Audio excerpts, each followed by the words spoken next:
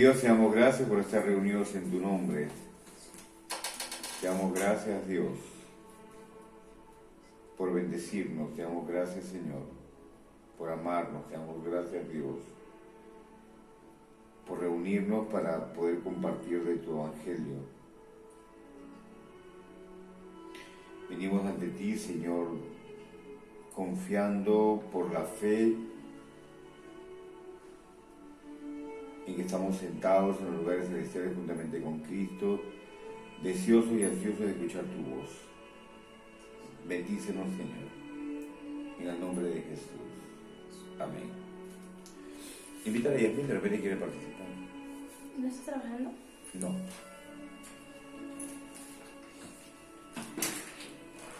A ver, vamos a leer nuestras Biblias en Génesis 2.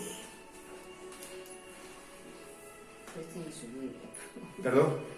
Una Biblia que utiliza como falta Génesis. De rojo.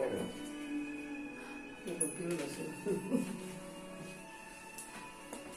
Mira, Génesis 2.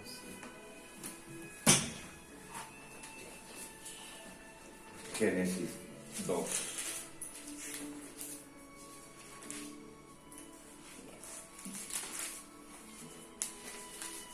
Se le grande, ¿no? Sí, esa la compré justamente por eso. Y no tiene división.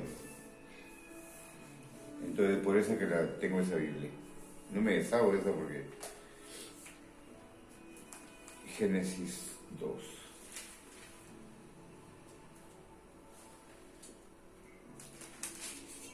Amén.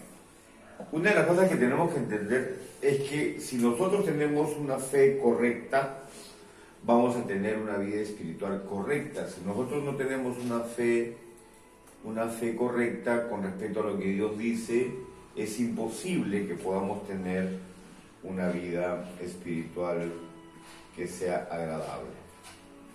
Amén. Entonces, una de las cosas que tenemos que entender clara y fundamentalmente es que tenemos que creer de una manera coherente lo que Dios nos dice que tenemos que creer. Yo no sé si los que me escuchan ahí en la grabación, después que se va a subir a YouTube, yo no sé si los que están presentes alguna vez se pusieron a pensar, se pusieron a meditar, se pusieron a pensar si en verdad lo que estaban creyendo era lo correcto. O sea, si en verdad que después de creer que Cristo es el Salvador, ¿no?, que es el fundamento de nuestra fe, Cristo, la roca y el fundamento de nuestra fe, después de creer eso, comenzamos a creer en muchas cosas, ¿no? Por ejemplo, hay gente que cree que la santidad o la santificación es un proceso en el cual yo tengo que hacer cosas, ¿no? Como por ejemplo orar, ayunar, leer la Biblia y qué sé yo, ¿no?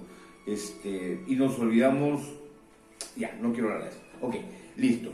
O comenzamos a pensar también, a creer que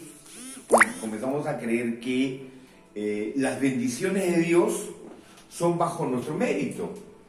Que si nos portamos bien con Dios, Dios nos bendice, y que si nos portamos mal con Dios, Dios no nos bendice, ¿no? Comenzamos a creer ese tipo de cosas. Comenzamos a creer también, por ejemplo, que si nosotros hacemos la obra del Evangelio de una o de otra manera, en lo que nos corresponda, vamos a tener necesariamente que sufrir los ataques y los vejámenes de un ser espiritual que está frustrado y que está a la postrimería de desaparecer. Entonces comenzamos a tener fe en muchas cosas que no tienen nada que ver con lo que Jesús dice o hizo, ¿no? Después comenzamos a tener fe, por ejemplo, en una mezcla, y esto es muy importante que entendamos, comenzamos a tener fe en una mezcla entre la gracia y la ley. O sea, comenzamos a creer que por ejemplo, que si alguien me hace daño, automáticamente Dios va a ejercer un tormento sobre esa persona, ¿no? O viceversa, ¿no? Creemos que la falta de tormento en una persona o los éxitos que pueda tener materiales en la tierra, también creemos que eso es una parte de la consecuencia de estar bien con Dios, ¿no? Y eso es muy alejado de la verdad, ¿no? Un solo ejemplo de esto, ¿no? Si eso fuera cierto, entonces los hermanos que murieron comidos por los leones, quemados por el fuego y asesinados por Nerón, están en peor pecado que cualquiera de nosotros que estamos aquí, ¿no? Entonces, como que no es así el tema. Entonces, ¿a dónde quiero apuntar? Quiero apuntar a una fe que sea conforme a lo que Jesús dijo. El autor y el consumador de la fe es Jesús. Y eso es básico y fundamentalmente. Tenemos que entender y aceptar que nuestra fe, o sea, nuestra capacidad de creer, no es lo que Dios le llama fe. Fe es lo que Jesús dice y nosotros creemos sobre lo que Jesús dice. Eso es la fe, ¿ok? El sentir de fe lo tiene cualquiera lo tiene sobre los brujos, sobre los hechiceros, inclusive los ateos tienen fe también, que ellos creen que no creen, ¿no es cierto?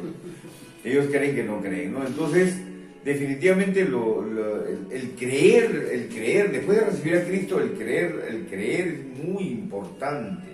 Por ejemplo, otro ejemplo de esto que estoy hablando. Yo no sé si a los presentes o al que me va a escuchar le habrá pasado, pero yo conocí a Jesús y entré en el reino de los cielos a través de la administración de una iglesia fundamentalista, ¿no? Entonces, para mí, el conocimiento del Espíritu Santo era teórico, no era práctico. Entonces, yo me desarrollé en una fe donde la palabra escrita era más importante que cualquier cosa, ¿no? Y que eso embargaba toda mi existencia espiritual. Y después Dios me destraba de esa mentira y me pone y me sitúa en lo más importante que tiene el Evangelio, que es la comunión con Dios en el Espíritu Santo, ¿no? Sin el Espíritu Santo no tenemos nada, sin el Espíritu Santo no somos nada, sin el Espíritu Santo estamos fuera de todo contexto de lo que Dios quiere, ¿no? Ezequiel 36 lo indica claramente, ¿no? Que la promesa del Espíritu Santo es que para que nosotros podamos hacer lo que Dios nos pida hacer, ¿no? Esa es la potencia que viene de Dios en el Espíritu, ¿no? Entonces, lo que nosotros tengamos por fe es muy importante. Es muy importante. Yo estaba conversando con una hermana y yo le decía, ¿y el para qué, no? Y me contestaba, por ejemplo, para tener comunión con Dios. Pero ¿para qué quiero tener comunión con Dios? No sé, para tener su misericordia. ¿Pero para qué quiero su misericordia? Y etcétera, etcétera, etcétera. Es que no hay un claro concepto de lo que Dios quiere de nosotros y lo que nosotros necesitamos de Dios sin saber que lo necesitamos.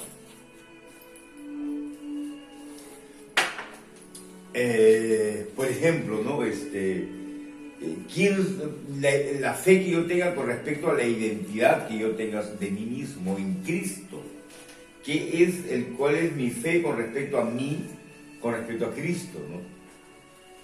Ahora, ¿por qué estamos hablando de evangelismo? ¿Por qué estoy hablando en este evangelismo? Porque esto es lo que vamos a transmitir cuando prediquemos el evangelio. O sea, esto es enfáticamente lo que vamos a transmitir. O transmitimos una religión o transmitimos una vida. Y nosotros vamos a descubrir en el camino de esta noche, vamos a descubrir qué es lo que Dios nos ha llamado a predicar, qué es lo que Dios nos ha llamado a hacer, y enfáticamente sobre qué vamos a trabajar, sobre qué cosa quiere Dios que trabajemos. Y una de las cosas que tenemos que entender claramente es que nuestro corazón es lo más importante para Dios. Nuestro corazón es lo más importante para Dios, de tal manera que Él lo dice, que de nuestro corazón manda la vida, ¿no?